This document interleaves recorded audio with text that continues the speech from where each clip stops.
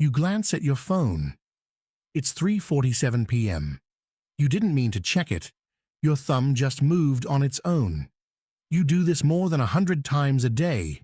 Every glance is a tiny negotiation with a number, but for almost the entire span of human existence, that number didn't exist. There was no 3:47. There was no clock to argue with, and yet your ancestors were never late, never confused, never lost in a day that had no hours. So how did they know when to wake, when to hunt, when to sleep, when to gather? The answer is stranger than a sundial. It's written into your body right now, ticking quietly under your skin.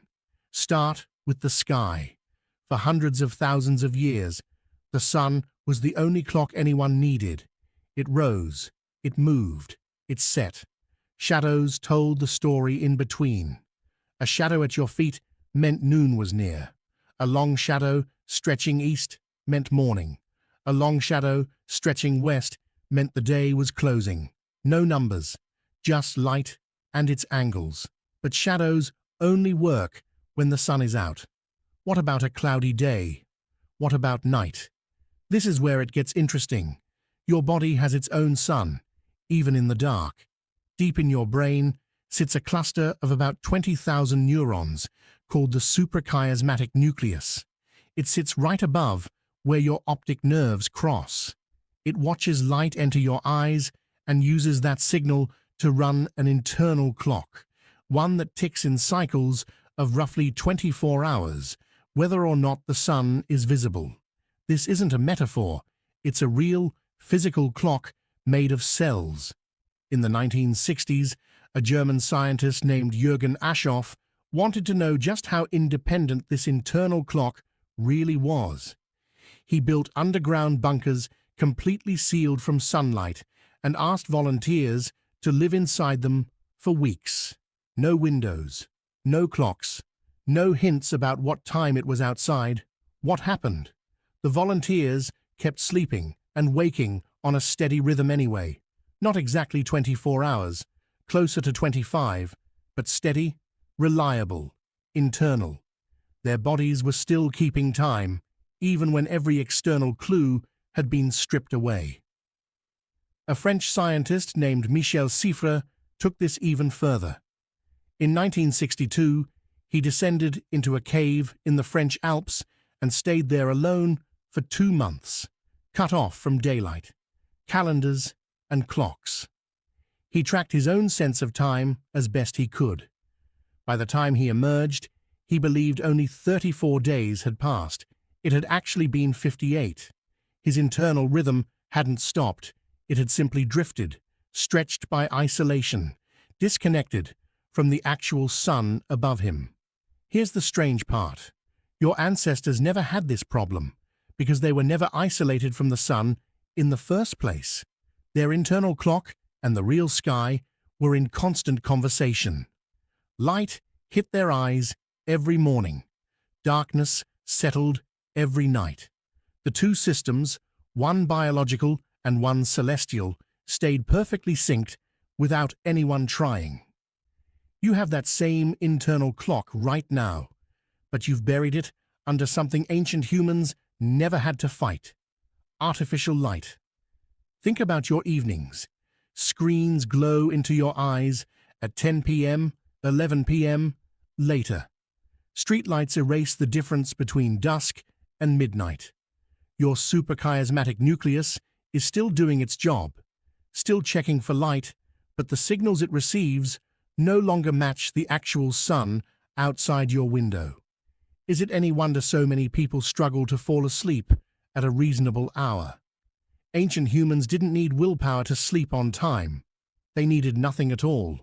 When the sun went down, there was mostly darkness, and darkness told their brain to release melatonin, and melatonin told their body it was time to rest. The system worked because nothing interfered with it, but light wasn't the only tool early humans used to track time. Some of the earliest evidence of deliberate timekeeping isn't a sundial or a monument. It's a bone. The Ishango bone, found near the border of Uganda and the Democratic Republic of Congo, is a small piece of baboon fibula covered in deliberately carved notches, dated to roughly 20,000 years ago. Researchers have long debated exactly what it recorded: a tally of days, a count of something cyclical, possibly even a rough lunar calendar, tracking the moon's phases across roughly 29.5 days. Whatever its exact purpose, it shows something remarkable. Humans were counting cycles of time long before writing, long before agriculture, long before cities. Why would a hunter-gatherer need to count days at all? Because time wasn't abstract to them. It was food. It was danger. It was survival.